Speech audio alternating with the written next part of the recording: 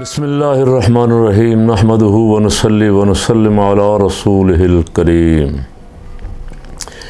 ایک تو وضاحت کرنی تھی، گزشتہ روز میں نے کہا تھا کہ ٹرانسجینڈر بل پہ مولانا فضل الرحمان کی پارٹی سپریم کورٹ پہنچ گئی۔ سپریم کورٹ نے شریعت کورٹ وفاقی شرعی عدالت میں جا کے انہوں نے کہا کہ ہم جو درخواستیں اس کے خلاف آئی ہیں ٹرانسجینڈر کے خلاف، ہم بھی اس میں درخواست گزار بننا چاہتے ہیں۔ تو وہاں شرعی عدالت کے چیف جسٹس صاحب نے ان سے کہا، قائم مقام چیف جسٹس صاحب نے، کہ آپ تو پاس کروانے والوں میں شامل تھے، 5 سال بعد آپ کو ہوش آیا ہے، وہاں آپ نے جائزہ کیوں نہیں لیا؟ آپ کو وہاں جائزہ لے کے اس وقت بات کرنی چاہیے تھی۔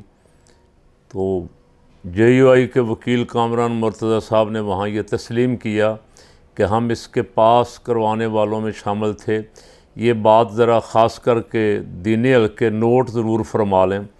اب لوگوں کو چکر دینا، منافقت کرنا، دھوکہ دینا، اور بیان مولانا بار بار دے رہے ہیں کہ ہم ٹرانسجینڈر کے خلاف ہیں، یہ ہے وہ ہے، تو اس سے ڈبل سٹینڈرڈ آپ ان کا بڑا واضح ہو رہا ہے۔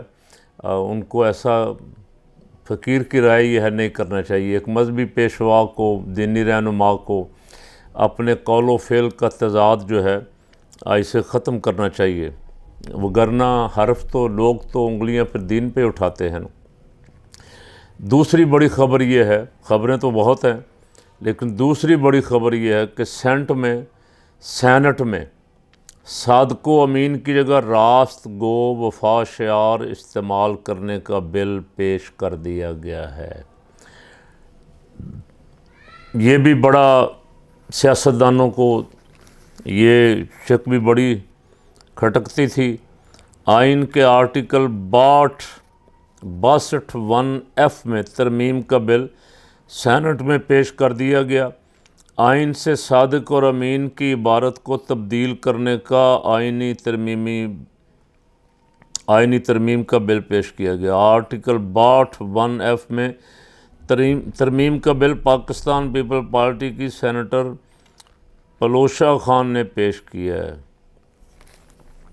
یہ بڑی کھٹکتی تھی سیاستدانوں کو۔ سب سے پہلے جو شور پڑا، میاں نواز شریف کو سپریم کورٹ نے کہا کہ یہ صادق اور امین نہیں ہیں۔ یعنی صادق اور امین نہ ہونے کا مطلب یہ ہے کہ یہ کذاب بھی ہیں، جھوٹے ہیں اور بد دیانت ہیں۔ اچھا، ان دنوں ہی عمران خان کا بھی کیس چل رہا تھا۔ عمران خان کو سپریم کورٹ نے صادق اور امین ڈکلیئر کر دیا۔ اس کی بڑی تکلیف تھی نون کو بھی، پی پی کو بھی، اور بہت سارے۔ ویسے تو یہ قانون صحیح معنوں میں لاگو نہیں ہوا، اگر یہ لاگو ہو جائے تو ان بڑی پارٹیوں کے کم از کم 25-30 افراد جو ہیں، جو روزانہ ٹی وی پہ بیٹھ کے جھوٹ بولتے ہیں، جن کے جھوٹوں کی ویڈیو موجود ہیں، یہ سارے تاحیات نااہل ہو جائیں۔ اور یہ بل کل پیش ہوا ہے۔ اب کہنے والی جو پیش کرنے والی تھی، اس نے کیا کہا؟ یہ کہتے ہیں ہم مذہب کا استعمال نہیں کرتے، لیکن جب یہ پھنستے ہیں تو پھر یہ ہر کام ہی کرتے ہیں۔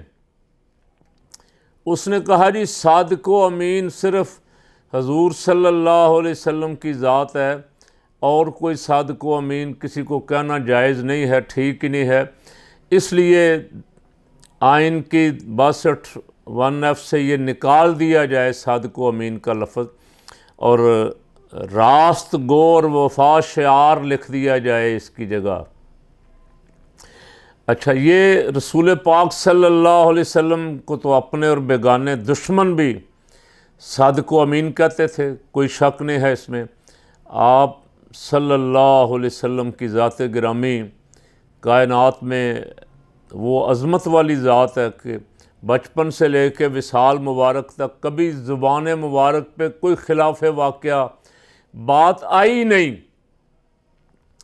اور دیانت ان کی امانت کا تو اس سے بڑا اور ثبوت کیا ہوگا کہ ہجرت والی رات جب کافر زہر میں بجھی تلواریں لیے باہر دروازے پہ کھڑے تھے، تو اس وقت رسول پاک صلی اللہ علیہ وسلم نے مولا علی شیر خدا رضی اللہ تعالیٰ عنہ کو فرمایا کہ علی تم یہاں رک جاؤ، یہ جو میرے خلاف یہاں میرے خون کے پیاسے کھڑے، ان کی کچھ امانتیں میرے پاس ہیں۔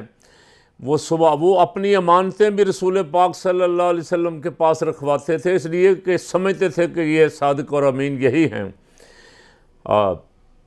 فرمایا یہ امانتیں واپس کر کے آ جانا۔ اب رسول پاک صلی اللہ علیہ وسلم صادق و امین تھے، دیانتدار تھے، امانت دار تھے، حق گو تھے، سچائی، ہر جو صفت ہے اچھی صفت وہ آپ میں موجود تھی، اخلاق حسنہ کے آپ مالک بنا دیے گئے نا۔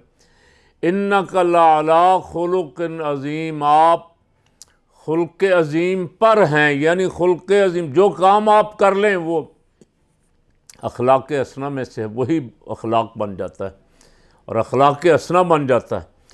سید عالم صلی اللہ علیہ وسلم نے امتیوں کو بھی حکم دیا کہ ہمیشہ سچ بولو، اللہ کریم نے بھی حکم دیا۔ اللہ کریم نے تو یہ بھی فرمایا کہ جو اہل ایمان ہو خود بھی سچ بولو، رہو بھی سچوں کے ساتھ۔ یا ایھا الذین آمنوا اتقوا اللہ وقولوا قولا سدیدا، اے ایمان والو اللہ سے ڈرو اور جب بھی بات کرو سچی بات کرو، سیدھی بات کرو، اللہ تمہارے اعمال کی اصلاح فرما دے گا، اس کی برکت سے تمہارے گناہوں کو معاف فرما دے گا، اور یہ بہت بڑی کامیابی۔ تو اللہ کا بھی حکم ہے سچ، رسول پاک صلی اللہ علیہ وسلم کی سیرت مبارک بھی ہے جس پہ عمل کا ہمیں حکم دیا گیا، اور حضور نے بھی ہمیشہ سچ کی تلقین فرمائی۔ فرمایا صدق نجات دلاتا ہے اور جھوٹ ہلاک کر دیتا ہے۔ صدق میں نجات ہے، سچائی میں نجات ہے۔ اچھا، اب یہ کہہ رہے ہیں جی حضور صلی اللہ علیہ وسلم کے سوا کوئی صادق و امین نہیں ہو سکتا، یہ بالکل آپ نے اس کی شرح تشریح غلط کی ہے۔ حضور صلی اللہ علیہ وسلم صادق و امین تھے، حضور کے ماننے والے صحابہ کرام، اہل بیت، ائمہ، تابعین، تبع تابعین، ائمہ مجتہدین، اولیاء اللہ ہزاروں اور لاکھوں کروڑوں اربوں مسلمان جو دیانتدار بھی ہیں، سچے بھی ہیں، وہ کبھی بھی کوشش کرتے ہیں حتی الامکان کہ ہماری زبان سے کوئی جھوٹ نہ نکلے، امین بھی ہیں، امانت کی بھی ان کو فکر ہے۔ اور مسلمان کا ایمان کامل ہی تب ہے اگر صادق و امین ہو، اگر یہ صادق و امین نہیں ہے تو حکم مبارک ہے لما تقولون ما لا تفعلون، جو کرتے نہیں ہو وہ کہتے کیوں ہو۔ تو ہماری لیڈرشپ روزانہ جھوٹ بولتی ہے، دھوکہ دیتی ہے ایک دوسرے کو بھی، قوم کو بھی، اس لیے ان کو بڑی تکلیف تھی اس سے۔ یہ چاہتے تھے کہ یہ آئین سے نکل جائے اور گول مول لفظ کو لائیں جن سے ہماری پکڑ نہ ہو سکے، تو انہوں نے بل پیش کر دیا ہے سینٹ میں، اور ظاہر ہے کہ ان کی اکثریت ہے، منظور بھی ہو جائے گا۔ پی ٹی آئی نے واک آؤٹ کیا ہے اور شیم شیم کے نعرے لگائے ہیں، بائیکاٹ کر کے باہر چلے گئے ہیں۔ تیسری بات، شہباز شریف صاحب نے فلڈ ریلیف ڈیش بورڈ کے افتتاح سے انکار کر دیا، اور خود وزیر اعظم صاحب پوچھ رہے ہیں کہ جو سیلاب والوں کے لیے پیسہ اور مدد آ رہی ہے کدھر جا رہی ہے؟ وزیر اعظم صاحب آپ کو پتہ نہیں کدھر جا رہی ہے؟ آپ نے بندے تلاش کر کر کے لندن سے منگوا کے خزانے پہ ایسے بٹھائے ہیں، اور ماشاءاللہ زرداری صاحب اور ان کے صاحبزادے اور ان کی پوری ٹیم جو اس کام میں ماہر ہے، جنہوں نے سندھ کے عوام تک ایک پائی بھی نہیں پہنچنے دی، جو خیمے اور مچھردانیاں بھی بیچ رہے ہیں بازار میں، باہر سے آیا ہوا سامان بھی بیچ رہے ہیں، یہاں کا بھی کھا گئے۔ وزیر اعظم صاحب جرأت کا مظاہرہ کریں نا، غیرت کا مظاہرہ کریں، ان کے خلاف کارروائی کریں، ان کو اپنی کابینہ سے نکالیں، اعلان کریں کہ یہ جتنے گڑبڑ کرنے والے ہیں، جنہوں نے سیلاب زدگان کے فنڈز میں گڑبڑ کی ہے، مال ادھر ادھر کر رہے ہیں، دھوکہ دے رہے ہیں اور مستحقین تک پہنچا نہیں رہے، میں ان سب کو کابینہ سے فارغ کر رہا ہوں۔ کریں نا ہمت۔ لیکن فقیر یہ کہہ رہا ہے کہ آپ میں جرأت نہیں ہے۔ آپ نہیں کریں گے، آپ کی ٹانگیں کانپتی ہیں کہ جس دن کسی ایک ممبر کے خلاف بھی کارروائی کی حکومت سے فارغ ہو جاؤں گا۔ آپ کو حکومت عزیز ہے، آپ کو سچائی اور دیانت عزیز ہوتی تو آپ اب تک نوٹس لے کے ان کو فارغ کر چکے ہوتے، یہ ڈرامہ نہ کرتے ڈیش بورڈ کا افتتاح کرنے سے انکار کر دیا۔ 4-5 مہینے ہو گئے، لوگ مر رہے ہیں سیلاب میں، اور سندھ کے بہت سارے علاقے ابھی تک ایسے ہیں، لوگ کہہ رہے ہیں، جاننے والے باخبر لوگ کہہ رہے ہیں کہ وہاں ایک پائی بھی نہیں پہنچی، گندم کا ایک دانہ بھی نہیں پہنچا، باہر کھلے آسمان تلے بیچارے اسی طرح بیماریوں کا شکار ہو رہے ہیں۔ تو وزیر اعظم صاحب ہمت کریں، ان کو پکڑنے کا اعلان کریں، اور جو کابینہ میں شامل ہیں آپ کی 74 رکنی کابینہ میں چور اور ڈاکو، کذاب اور بددیانت، ان کو کان سے پکڑ کے باہر نکالیں تاکہ کچھ تھوڑی بہتی آپ کی عزت بچ جائے۔